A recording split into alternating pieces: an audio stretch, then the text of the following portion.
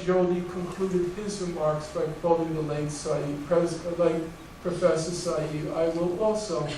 Professor Said, at the end of his life, he liked to quote the Caribbean poet M.A. Cesar. And the line he liked to quote was, there's room for everyone at the rendezvous of victory.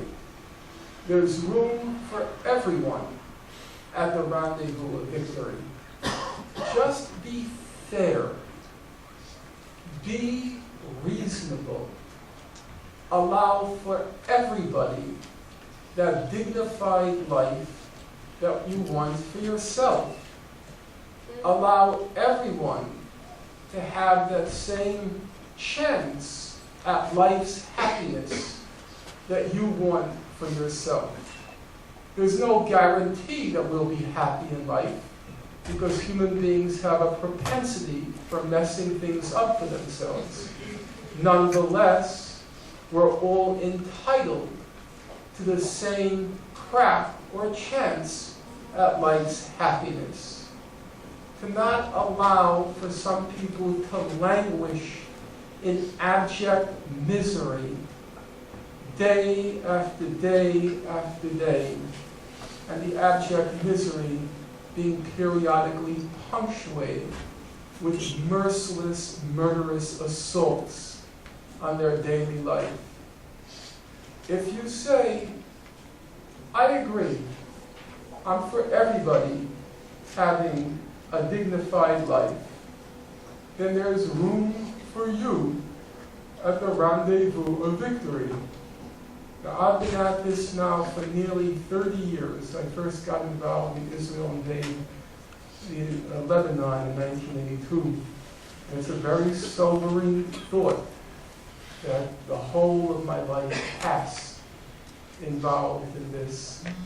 But I'm still determined that I will be there at that rendezvous of victory, and I hope that all of you will be there with me. Thank you.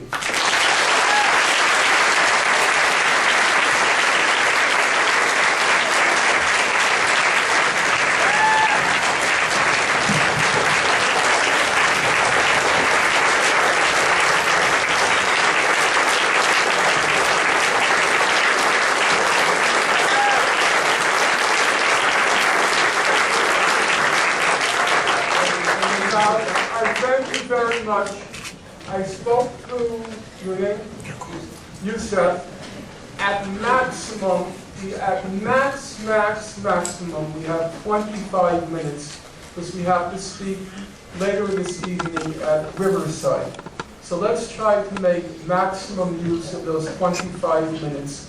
What I would like to do is first, Jodey, can you join me, please?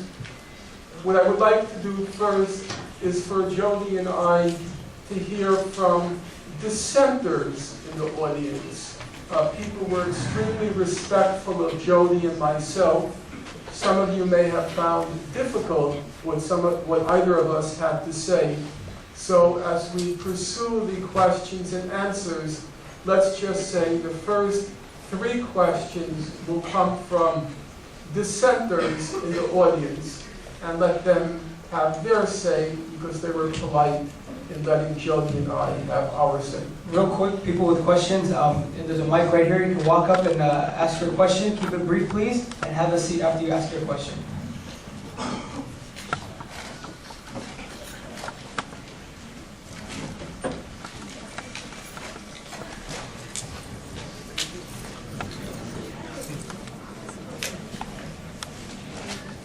Sometimes it does take, and I can understand it, dissenters a little time to summon the courage, and I understand that. So maybe we'll just start with questions, and the dissenter will join you a little bit later. So general questions. Go ahead, to the microphone.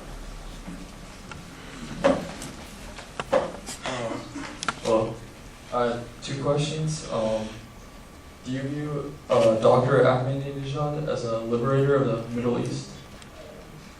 And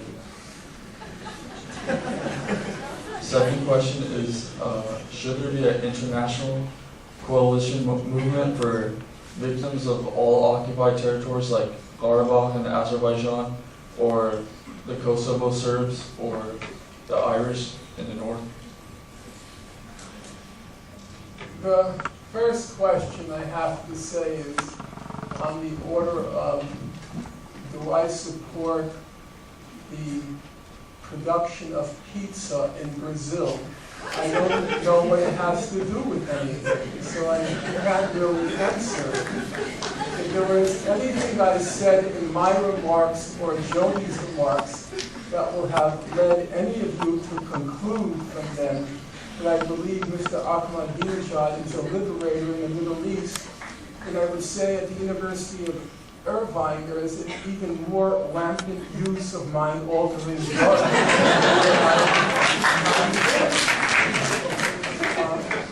As to the second question, I think the answer should be fairly straightforward, namely, as I said, the only available language so far as I know to resolve these conflicts is international law.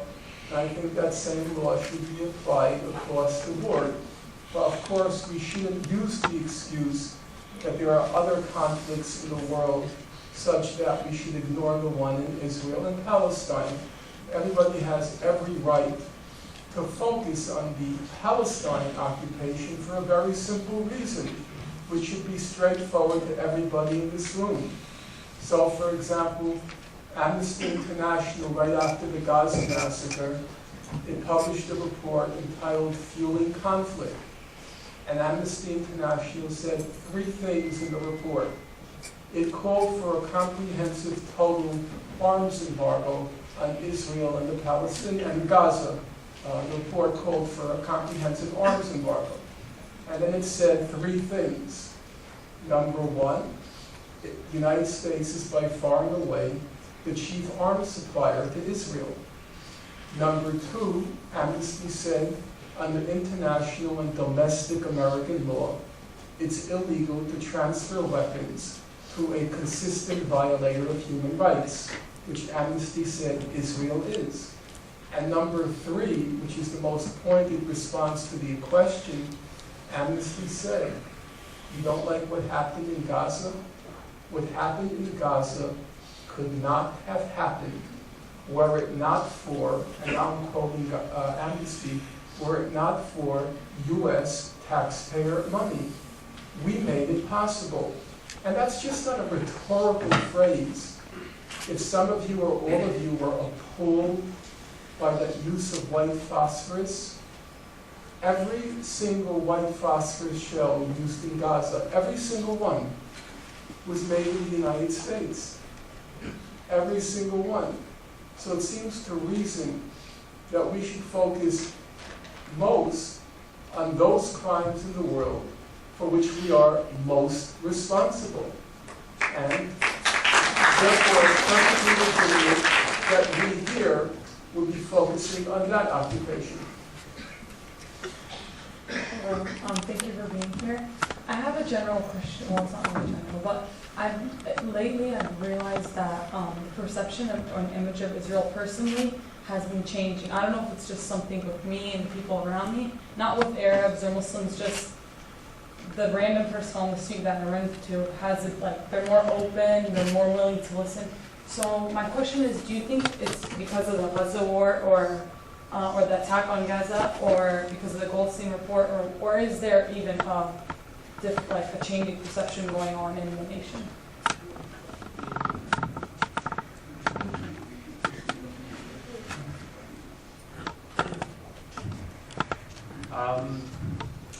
Yeah, I would certainly agree that now more than ever, the public's perception of Israel is changing in a huge way. But I think now the most important thing is how we harness public opinion in order to make a real change in the future.